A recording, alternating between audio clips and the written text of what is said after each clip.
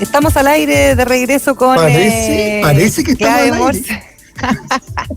Oye, Diego, no sé si pudiste ver que el gobierno, hablando de agenda política y de reformas laborales, está listando un proyecto de ley de teletrabajo para padres.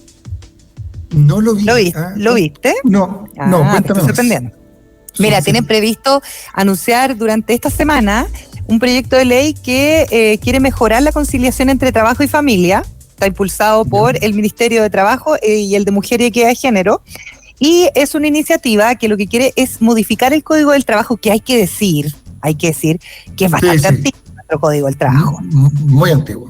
Bien antiguo, todo lo que está bien, hay modificaciones y todo, pero en general la normativa es muy antigua. Entonces, la idea es poder normar de manera permanente tanto el teletrabajo como el trabajo híbrido, permitiendo a los papás que puedan compatibilizar de mejor manera su vida laboral. Esto tiene bastante que ver, Diego, con el tema de la flexibilidad laboral, porque finalmente están las 40 horas, pero el proyecto de las 40 horas para que realmente mejore la calidad de vida de las personas tiene que venir apalancado de una flexibilidad que permita generar nuevas maneras o fórmulas de poder precisamente coordinar la vida personal con la vida laboral. Ahora, eso ya existe. Bueno, aquí, escúchame, que algún radio escucha me ayude, porque hay un tipo de contrato que son los que trabajan por el artículo. Todo el mundo dice, no, es que yo estoy bajo el artículo, voy a decir el artículo 27, pero no sé cuál es el artículo. Sí, el 22. ¿Sí? Sí. Que es que se define tu trabajo. Si tú trabajas por objetivos...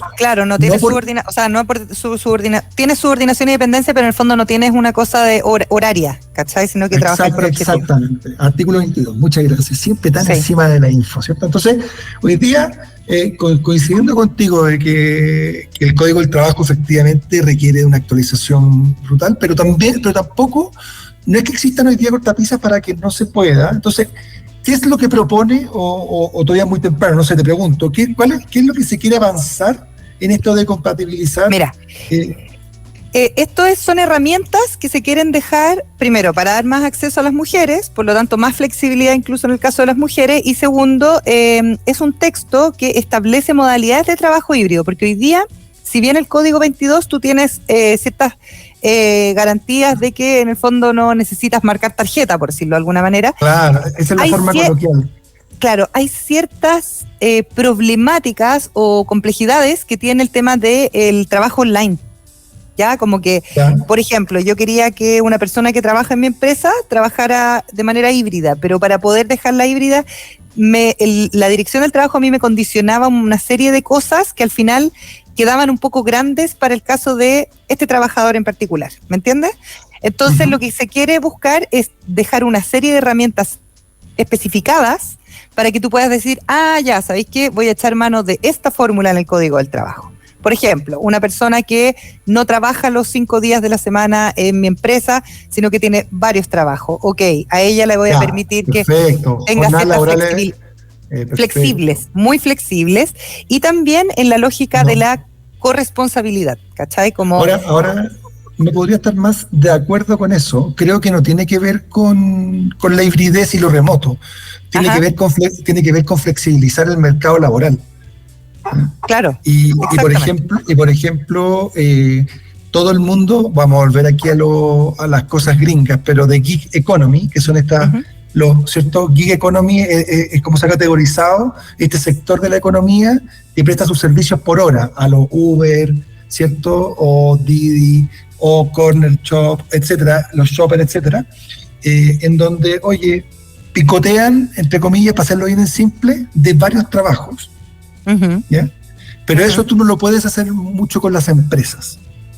Claro. Y ahí entonces, y el mercado laboral, ahora esto yo imagino que la CUT no le debe gustar mucho. Pucha, claro, ahí siempre te vas a enfrentar en ciertas lógicas, quizás que tienen más que ver con los sindicatos, pero yo tengo la sensación, y hablaba el otro día acerca de los sindicatos, a raíz de que me toca trabajar en una empresa pública, hoy día creo que se maneja como una empresa privada, que tiene que haber como cierta modernidad en la visión también de los sindicatos para poder gestionar, ¿no es cierto?, algunas mejorías en la calidad de vida de sus sindicalizados, por decirlo de alguna manera, ¿no? Es que, claro, es que la naturaleza del trabajo está cambiando. ¿Por qué? Porque, o sea, esto yo lo he estado viendo bien de cerca con varios trabajos que me ha tocado hacer, pero es evidente que estamos entrando a, no todos los trabajos son así, pero a una era que es mucho más digital, ¿cierto? Entonces cambia la naturaleza del trabajo en sí, y al mismo tiempo, te voy a decir otra cosa, pero me desconcentré porque justo está entrando una... Pero no es culpa de nuestro invitado, es mi dispersión del Meet. Oye, espérate, ya. Pero tú estás hablando del tema ya, estábamos hablando de la sindicalización y cómo avanzar hacia modalidades que son más flexibles y que finalmente lo que hacen es, porque al final, mira, sí, porque al final tú estás diciendo algo que es bien cierto, que es como, yo me quedo con lo anterior y lo anterior es lo que me da las bases para seguir conversando, pero finalmente eso no está dando abasto por lo mismo que tú estás diciendo. Hay gente que finalmente ya encontró otras opciones de generar más recursos que probablemente hoy día sin flexibilidad le hacen perder la vida tratando de generar esos recursos. No, y no solamente eso, y post pandemia, yo creo que el gran cambio, y esto es el segundo que quería decir antes de mi blackout, y creo que es súper legítimo, cambió la concepción que ocupa el trabajo en tu vida. Yo creo que de alguna forma, y esto obviamente no es así para todo el mundo, para ser bien claro, pero si, hablándolo generacionalmente para nuestros padres, trabajar y trabajar y trabajar y deberse al trabajo era lo que significaba ser adulto. Hoy día, y esto no solamente se lo cargamos a los millennials, y post pandemia más aún, es el trabajo, ok, sí, el trabajo es relevante en mi vida, pero no lo es todo, y quizás lo quiero acotar a ciertas horas, lo quiero, ¿cierto? Y por lo tanto estoy con mucho mayor control, y eso también va en pos de la flexibilidad laboral.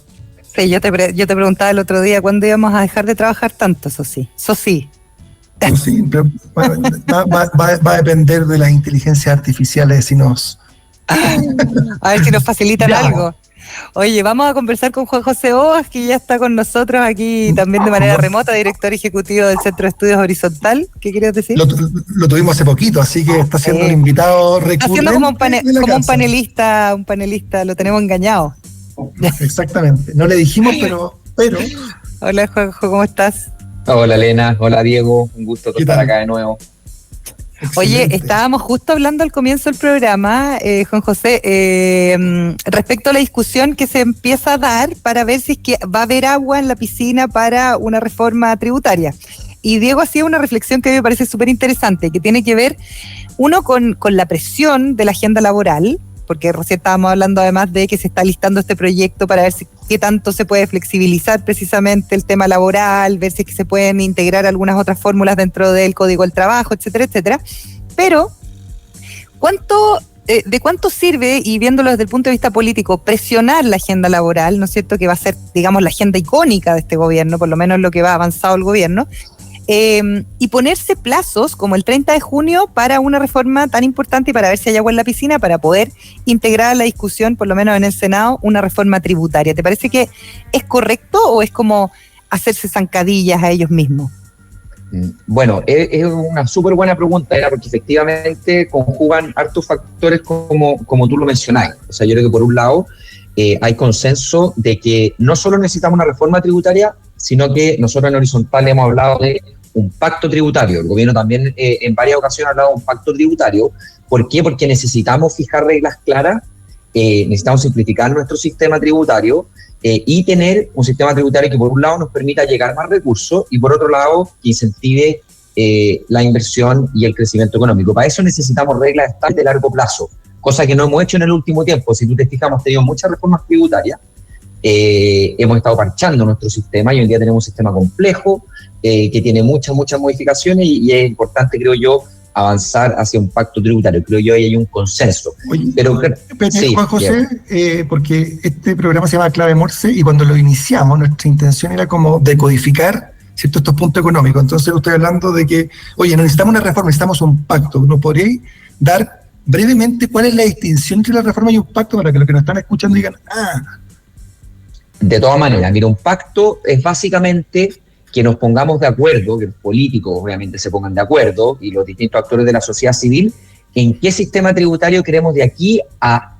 15, 20 años y no tengamos que estar gobierno tras gobierno haciendo reformas tributarias. O sea, pongámonos de acuerdo en cuál es la brecha que queremos cerrar hoy día, cuál es la brecha que queremos cerrar en 20 años más y cómo queremos cerrarla y movámonos en ese marco. Entonces, en el fondo, para poner la pelota bien en el piso, definamos la estructura de impuestos que queremos y después, por ejemplo, veamos nomás si hay que mover la tasa de algunos de estos impuestos, pero no estemos cuestionándonos todo el rato si tenemos o no régimen PYME, si tenemos royalty o no tenemos royalty, etcétera. Yo creo que eso es súper importante porque eso le da estabilidad a las reglas del juego y eso permite que haya más inversión y más crecimiento. Oye, Juan José, y ahí igual entra otra cosa que estabas diciendo al principio que tiene que ver con ir simplificando, porque al final me da la sensación, y lo hemos conversado con varios expertos acá en el programa, que esto se ha ido complejizando cada vez más, ya ni los contadores entienden cómo hacen el cálculo para pagar los tributos, y por otro lado está esta sensación de que no existe el colectivo cuando uno está pagando los impuestos, ¿no? Porque si uno tuviera más capacidad de entender, incluso los alumnos de los colegios entendieran para qué se pagan los impuestos y en qué se usan, etcétera, etcétera, quizás podría uno crear una no sé, conciencia colectiva de que pagar mis impuestos es necesario y no estar todo el tiempo pensando en fiscalizar a los que están eludiendo o que están evadiendo impuestos, ¿no? Hay como una sensación de que aquí se salva solo el que puede nomás. Sin duda, sin duda. O sea, yo creo que un pacto tributario tiene que partir primero por definir para qué queremos estos nuevos recursos. Y ahí entra toda la agenda de tener un gasto eficiente, ¿no es cierto? Yo creo que hay un imperativo moral por parte del Estado en gastar bien la plata que aportamos todos los chilenos, y eso obviamente creo yo que es un círculo virtuoso, porque después si tú ves que esa plata está bien gastada, tú entiendes por qué estás pagando impuestos y a dónde se están yendo esos impuestos. Pero al mismo tiempo, ahí va de nuevo en otro salto, porque yo diría, oye, se está gastando bien los impuestos, pero vuelve la pregunta, ¿para qué? Y ahí es donde lo que adolecemos, desde mi punto de vista, es que no somos capaces de tener una visión país de qué es este país en 30 años más. Porque son dos puntos que tú dijiste. Sí, oye, quiero entender cómo se gastan los impuestos, pero eso es un tema técnico ¿cierto? De que se gastaron eficientemente, pero distinto es cuando yo quiero realmente entender y adherir a un proyecto colectivo, es porque tengo que adherir a un proyecto colectivo país, no solamente una regla técnica de gasto eficiente. Y ahí creo que como sociedad no nos logramos unir en una visión país. Bueno, efectivamente, Diego, yo creo que una de las razones por las cuales se cayó el proyecto de reforma tributaria del gobierno fue esa. No estaba claro hacia dónde se iban a ir los recursos adicionales. Se hablaba de aumentar la PGU, pero aumentar la PGU es solamente un punto del PIB, y quedaban más o menos 2 puntos del PIB en que el gobierno no fue claro en explicitar hacia dónde vamos. Yo creo que es súper importante tener claro hacia dónde vamos en esos 15, 20 años. Mira, tenemos que reformar nuestro sistema de salud, tenemos que reformar nuestro sistema educativo, tenemos que mejorar la política social. Son todas preguntas que están pasando, o sea, o que las estamos dejando pasar, no nos estamos haciendo, y obviamente hoy en día, y a propósito también ya yendo a la política contingente, a propósito de los resultados del 7 de mayo, hay una pulsión en la gente en decir, oye, no quiero que sigan gastando la plata así como así, explíquenme para qué necesitamos un Estado más grande, y yo creo que son preguntas válidas. Si uno ve la experiencia comparada, los países más desarrollados efectivamente tienen Estados más grandes, pero son Estados más eficientes también, son Estados más ágiles. Creo que perdimos a Diego. Sí, perdimos a Diego, pero ya volverá. Oye, sí. En esa misma línea creo que es súper importante esa reflexión, pero también aparece acá el otro factor político que tiene que ver con la duración de los gobiernos. Y ahí uno mira para atrás, Juan José, y uno dice, pucha, es que la reforma tributaria que presentó Michelle Bachelet no era tan mala, no era tan extrema. Viste que últimamente hemos estado como mirando para atrás, bueno, y el centro político además que quedó sin representación, digamos, en la nueva constitución en cuanto a consejeros, pero tú dices, chuta, quizás el centro no era tan malo, porque hoy día estamos con el péndulo yendo de un lado para otro, y ahí yo creo que estas discusiones de largo plazo se ven aún más afectadas, porque ya no solamente tienen que ver con el periodo del gobierno, sino con cuál es como el estado febril que estamos viviendo a nivel político. Así es, así que estamos en un súper mal equilibrio. Si te fijas, el gobierno de Boric ya no ha llegado ni a la mitad y ya está con la soga al cuello de que no va a poder pasar sus reformas emblemáticas, como es la reforma tributaria y la reforma de pensiones. Entonces los cambios estructurales se ven demasiado permeados por las coyunturas, demasiado permeados por este clima polarizado, y si tú te fijas, este concepto de las lunas de miel que tienen los gobiernos son cada vez más cortas, y las elecciones, básicamente, y esto, bueno, no solamente en Chile, también pasa en Latinoamérica, no solo en Horizontal hemos estudiado este tema.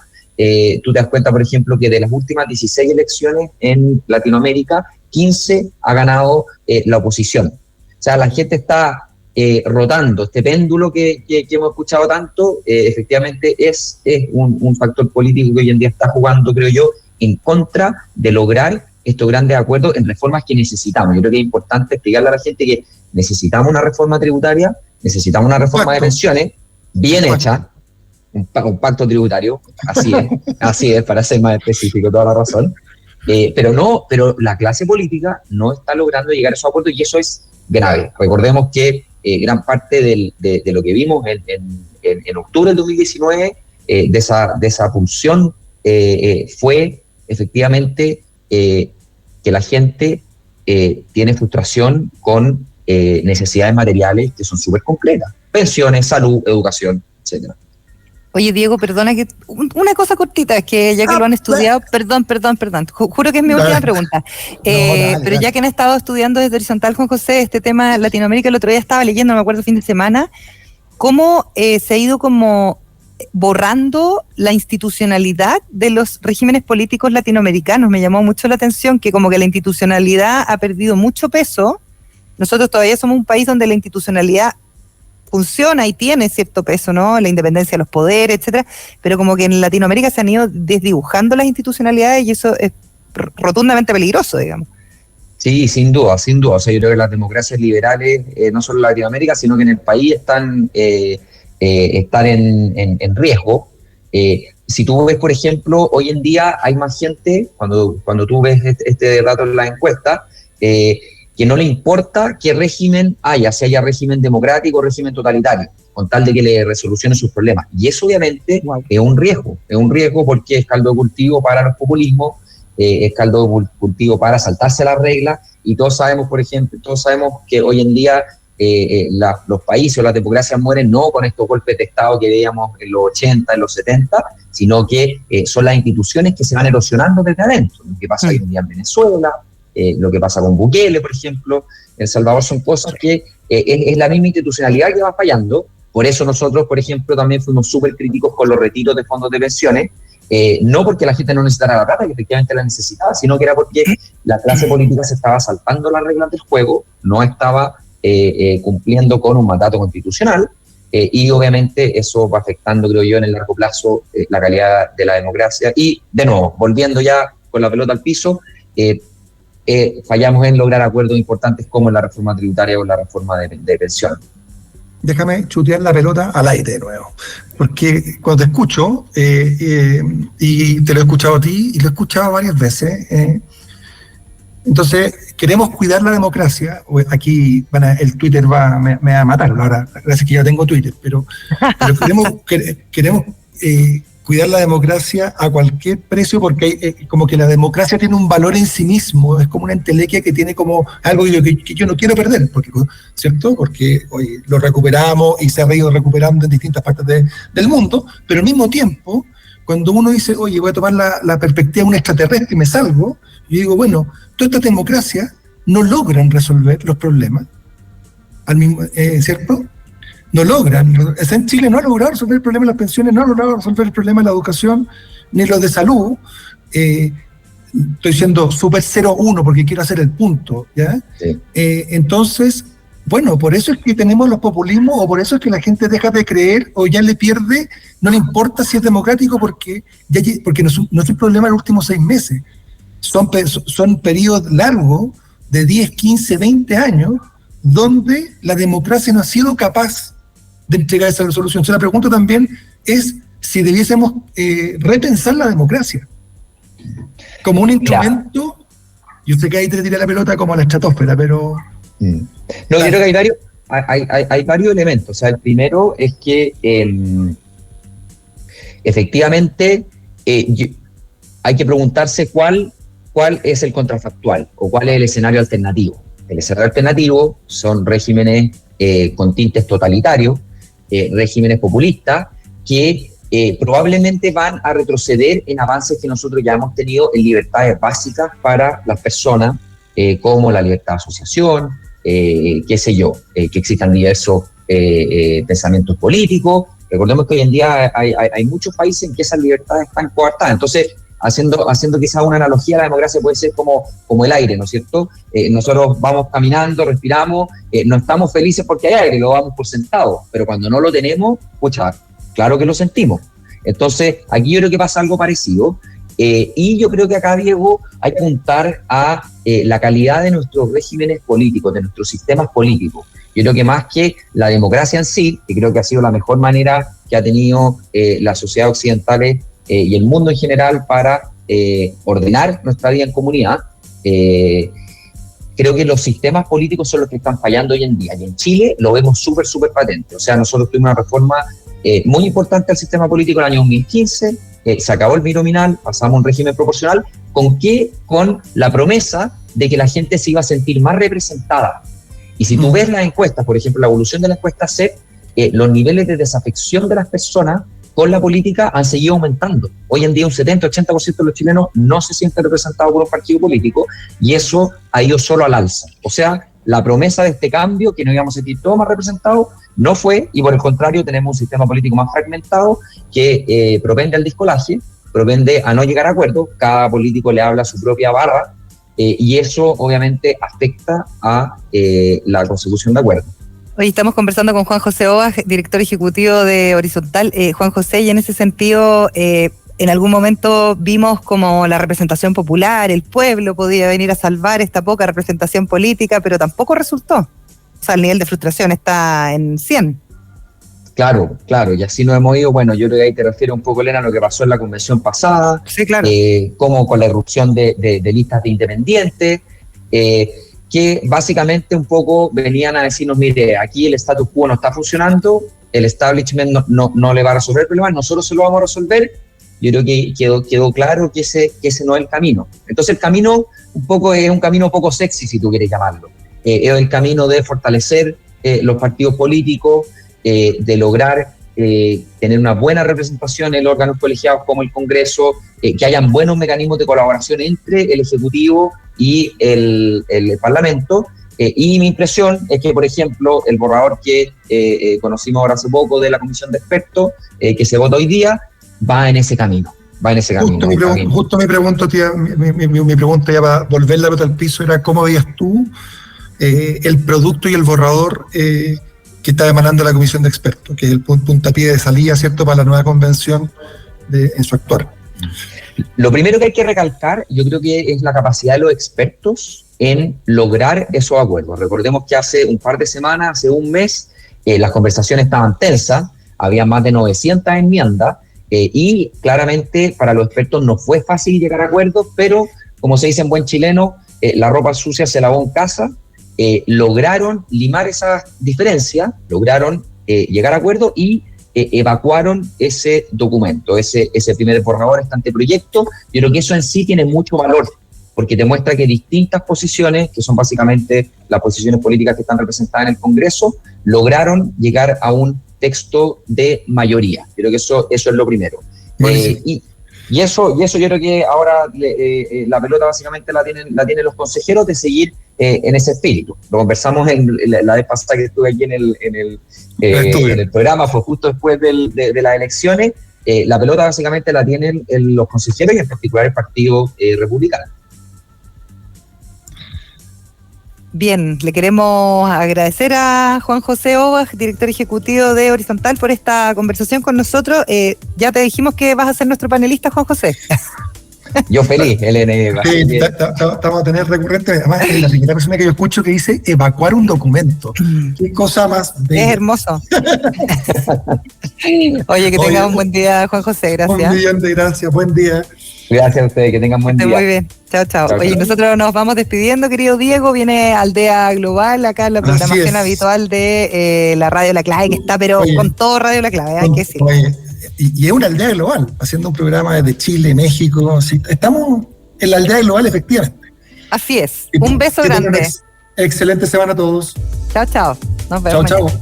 Nos vemos. LAT Marketplace empieza hoy a vender en marketplaces globales a través de nuestra tecnología. IDMAX. Impulsamos y damos vida a un futuro con empresas y negocios relevantes para el mundo. Presentaron Clave Morse.